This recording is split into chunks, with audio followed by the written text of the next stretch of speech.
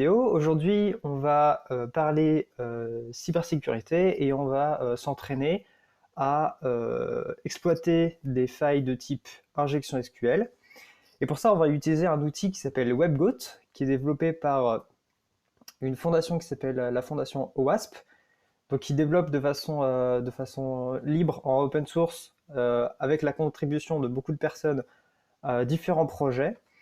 En particulier, donc WebGoat, qui est, si on regarde ici sur la page GitHub, une application web qui est délibérément non sécurisée, et on va pouvoir l'utiliser pour apprendre à exploiter différents types de failles, et notamment les 10 failles d'applications web que OWASP donc, recense donc, comme étant les failles les plus risquées. Et donc on a bien la première qui concerne les injections en particulier. Donc ici, nous, on va faire des injections SQL.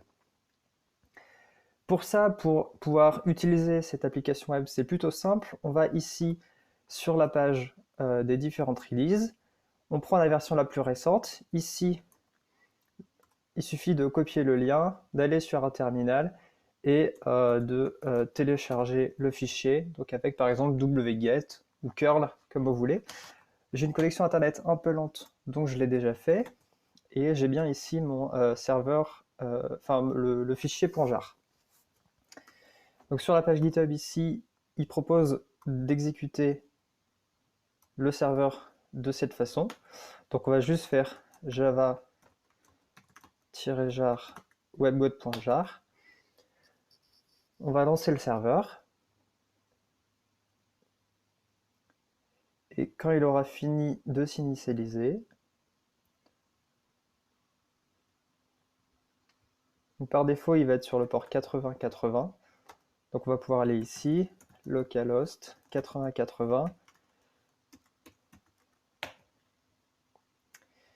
Donc il faut bien faire attention à aller sur le /webgoat. De toute façon, c'est indiqué ici qu'il faut aller sur le /webgoat.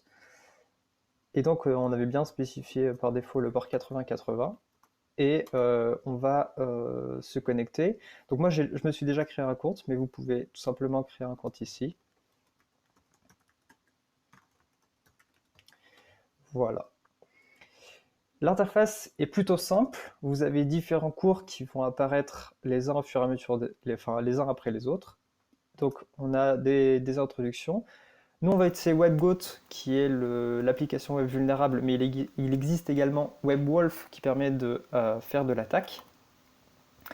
On a des bases ici pour comprendre comment ça fonctionne, et on va s'occuper des injections SQL en faisant aujourd'hui les 13 exercices qu'il y a ici. L'objectif, ça va être d'apprendre déjà rapidement comment fonctionne SQL, comment fonctionne le langage, et ensuite comment on peut l'exploiter pour lister le contenu d'une base de données, supprimer ses traces ou tout simplement obtenir des accès à des serveurs. Donc à chaque fois, on a ici la possibilité d'avoir des leçons. Donc ici, on a 13 leçons. Et ici, donc, on va commencer avec la leçon numéro 2. Il nous explique comment fonctionne SQL rapidement. Donc si vous voulez le faire, je vous laisserai lire ça ici. Et il nous demande de faire une action qui consiste à récupérer le département de l'employé Bob Franco. Et pour ça, c'est du SQL classique. On va sélectionner le département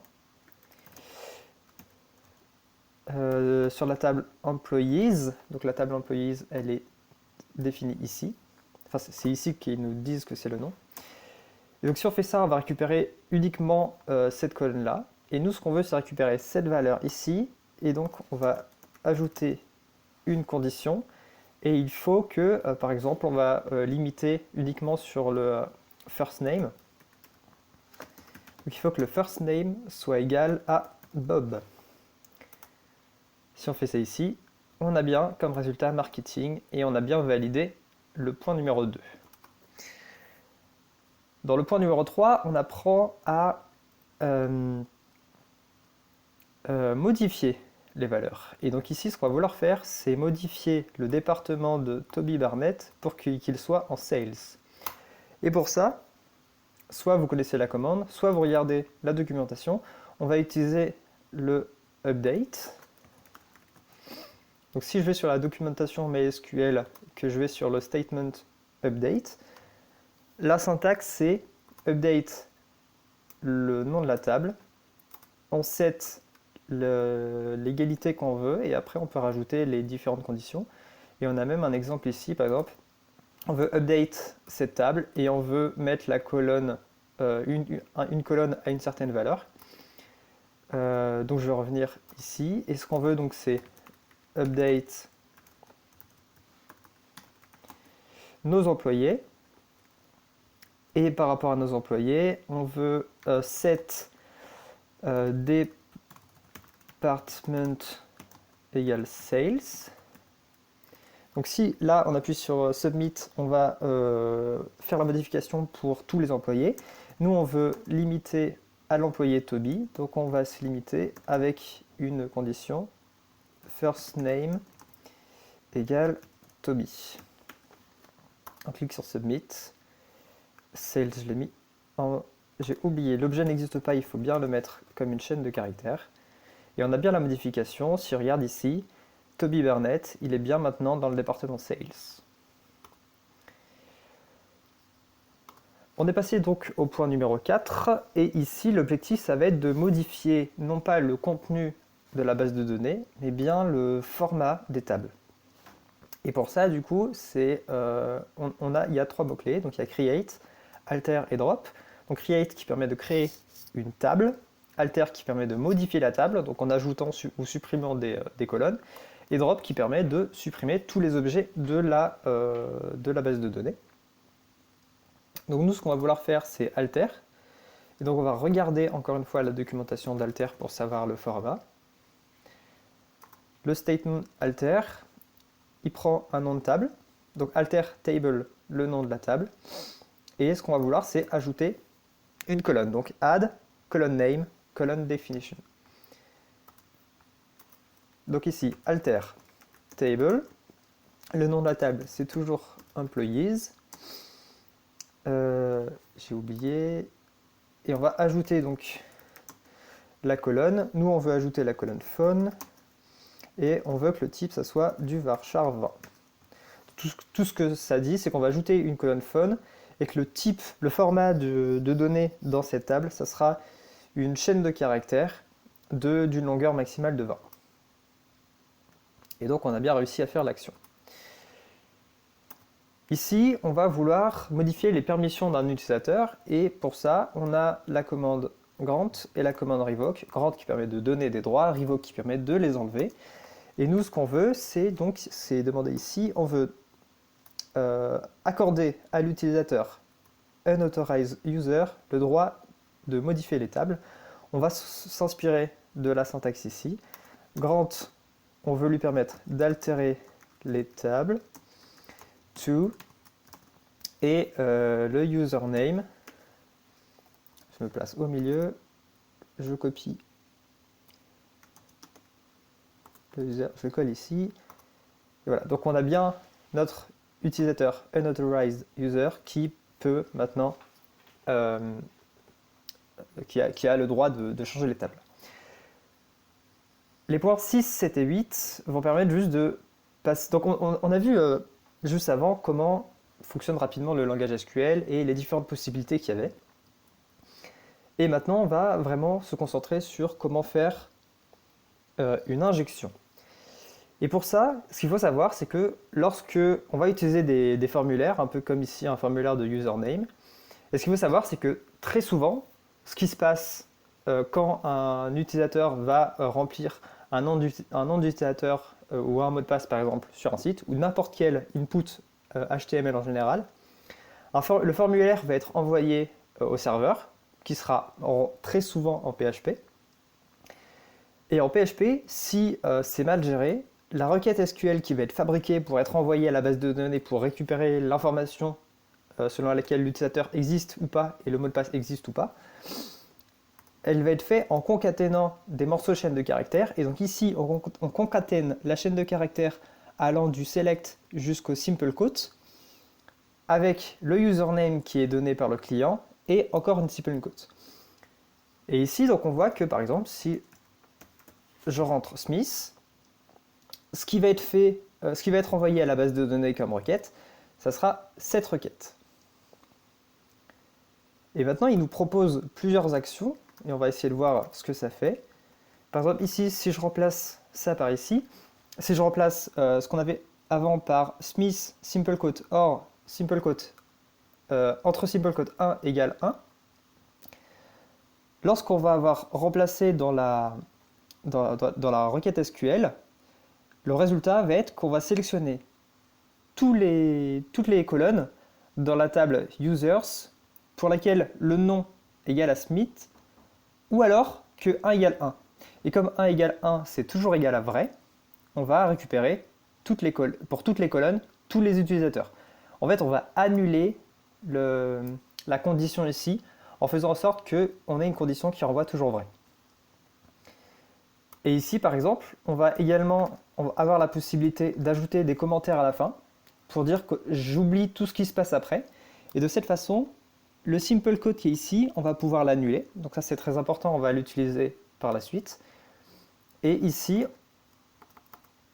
si ce n'est pas sécurisé, on va même avoir la possibilité de faire plusieurs commandes. Donc là, ce qui est fait, c'est d'abord de récupérer l'utilisateur Smith. Et ensuite, on va pouvoir faire deux commandes. La première qui va supprimer donc, tous les utilisateurs de la table, et la deuxième qui va enlever tronquer une table. En conséquence, c'est quand même une attaque qui permet de faire énormément de choses sur un serveur. Puisqu'elle est exécutée au niveau du côté serveur, on a accès à l'entièreté de la base de données. On peut modifier la base de données, la supprimer et faire beaucoup de dégâts de façon générale. Et on peut même récupérer un accès à un serveur si on s'y prend bien. Et donc là, ce qu'il dit, c'est que en général, PHP est vulnérable. Je connais pas trop les langages ici dont il parle. Et donc ce qu'il faut faire attention pour éviter ce genre d'attaque, c'est de valider les inputs des utilisateurs, donc faire en sorte de vérifier que le format est le bon et que c'est pas n'importe quoi qui est rentré, en l'occurrence une injection, et faire en sorte que l'utilisateur de la base de données qui va exécuter les requêtes SQL ait le moins de droits possible, pour faire en sorte que si il y a bien une injection, l'attaquant n'ait pas beaucoup de droits et ne puisse pas faire des actions trop destructrices. Donc maintenant, les points 9 jusqu'à 13, ça va être de s'amuser à faire des injections SQL pour faire tout simplement ce qui est demandé. Et donc ici, l'objectif dans le point numéro 9, ça va être de récupérer la liste complète des utilisateurs. Et pour ça, on a une requête qui va nous faciliter la vie, qui va nous dire qu'est-ce qui est exécuté au niveau du serveur. Et donc, on possède le champ lastName et on va pouvoir le remplir avec les trois champs qui sont ici. On fait bien attention, on a une simple quote ici, une autre simple quote ici, et donc il va falloir faire en sorte que la requête reste valide. Si je laisse comme c'est par défaut, on a la requête qui est faite. On a bien remplacé ici par Smith or 1 égale 1. Le problème étant que Smith or 1 égale 1, c'est considéré comme étant une chaîne de caractères. Et donc, c'est un utilisateur qui n'existe pas en base de données. Et donc, on n'a pas de résultat. Ici, on va remplacer par autre chose. On va par exemple fermer cette simple quote. Et ici, on va prendre le 1 égale 1. Et donc ce qui a été fait, donc je vais juste remettre. Ce qui a changé, la requête est ici. Donc on a bien plusieurs conditions pour afficher les lignes. Donc il va afficher toutes les lignes qui satisfont ces conditions. Il faut que le prénom, ça soit John, et que le nom de famille il soit totalement vide, ou alors il faut que vrai. On a 1 égale 1. Et donc en fait, comme toutes les conditions vont renvoyer vrai, on a bien toutes les lignes qui vont s'afficher. Je vais aller plus rapidement pour la suite. Ici, on a une injection numérique. On a la possibilité d'injecter uniquement des chiffres, normalement. Ce qui est dit ici, c'est qu'on a un des champs qui est susceptible à une injection SQL et l'autre qui ne l'est pas. Et donc pour ça, on peut essayer de voir ce qui se passe. Lorsque je rentre des chiffres, on a bien une injection qui est une requête SQL qui est valide, mais on n'a pas de résultat. Si ici, j'essaye de rentrer autre chose,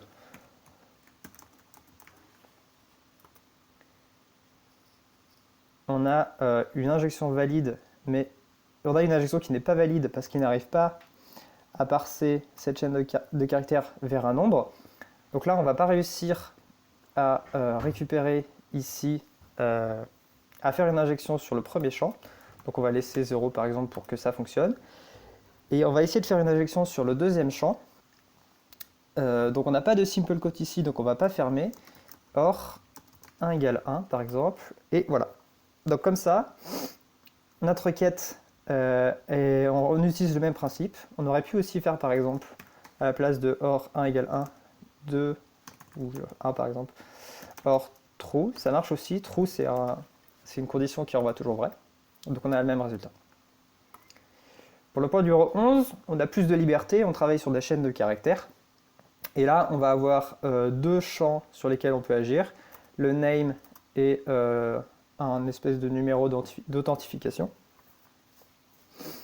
Et on va encore vouloir récupérer... Et ici, on va faire quelque chose d'assez marrant. On va vouloir modifier notre salaire. Pour ça, dans un premier temps, on va regarder le contenu de la base de données. Donc, on va utiliser une injection. Ce qu'on va faire, c'est qu'on va fermer la première simple quote, ici. Et on va mettre un commentaire à la fin pour faire en sorte d'enlever toute cette partie-là. Donc, toute cette partie-là ne sera pas utilisée. Et donc on a bien last name égale simple quote, notre simple quote, or 1 égale 1, et ici il faut remettre n'importe quoi. Et donc si on fait ça, on a réussi à lister l'ensemble du contenu. Et donc nous sommes John Smith, voilà, si je ne me trompe pas, John Smith. Nous sommes dans le département marketing et nous n'avons pas le plus gros salaire. Et ce qu'on va vouloir faire, c'est faire en sorte que notre salaire, il soit plus grand que cela. Donc soit on supprime ces deux employés, soit on va gagner juste plus d'argent. Je pense que c'est le plus simple. Donc je reprends la commande qu'on avait fait, on ferme la première simple quote qui est disponible ici. On fait en sorte que ça renvoie toujours vrai. On met le symbole de commentaire pour dire qu'on ignore la fin de la requête. Et ici, on va utiliser le fait de pouvoir faire plusieurs requêtes pour dire qu'on va modifier. Donc maintenant qu'on a les différentes colonnes, on va modifier la table Employees et on va set le champ salary à... allez, on va se mettre 200 000 de salaire. Et pour ça, il faut qu'on le fasse uniquement à nous, parce que là, sinon, tout le monde va avoir 200 000 euros. Et on va le faire pour l'utilisateur John Smith. Donc, first name égale et John. Alors, si je me suis trompé, je vais juste copier le premier champ, voilà. Ça n'a pas marché, il faut juste que je me trouve où je suis trompé. Ah bah, j'ai voulu aller trop vite. Dans le point numéro 11, on veut uniquement récupérer toute toute la base de données, enfin des utilisateurs, des employés au moins. Donc là, on l'a récupéré et on va passer au numéro 12. Dans le point numéro 12, on va vouloir gagner plus d'argent. Et donc, on va pouvoir récupérer la même injection et faire notre modification. Donc, update, set, salary, vu qu'on a récupéré donc dans le point précédent, égal, on se met 200 000 euros et on filtre pour que notre nom d'utilisateur, ça soit uniquement pour John. Ici, on met n'importe quoi. Et alors, on a un problème avec set. J'ai oublié le nom de la table, donc c'est employees. Voilà. Et donc ici, on a bien que John Smith, il est à 200 000 euros de salaire par an, ce qui est beaucoup. Le dernier, c'est on va vouloir supprimer les logs de ce qu'on a fait. Et pour ça, en fait, on a trouvé un formulaire sur la page web qui permet de parcourir les logs. Et par exemple, si je tape salary, parce que je sais que j'ai fait une injection avec salary, on a donc toutes les requêtes par rapport au salaire qu'on a fait pour s'entraîner. Et donc on va remplacer ça par une injection. Donc là, ce qu'il faut comprendre, c'est que derrière, en base de données, il faut deviner un peu la requête qui a été faite pour récupérer donc ces informations. Et probablement, on a quelque chose du style select ID time action from notre table qui s'appelle accesslog et un test pour vérifier que dans le contenu, on ait bien la chaîne de caractères salary qui a été passée ici en argument. Et donc, ici, je peux reprendre par exemple encore la chaîne de caractères salary, la fermer ici. Donc je ferme la chaîne de caractères, je bloque, je mets un commentaire. On va essayer de voir si ça fait quelque chose. Voilà, donc là on n'a pas de données qui a été renvoyée, mais la requête est toujours là. Et donc ce qu'on va faire, c'est qu'on va ajouter la suppression de la table accesslog, et pour ça, drop table accesslog, et voilà. Donc là, on vient de faire la partie introduction des injections SQL. Évidemment, il y a encore énormément de choses à faire.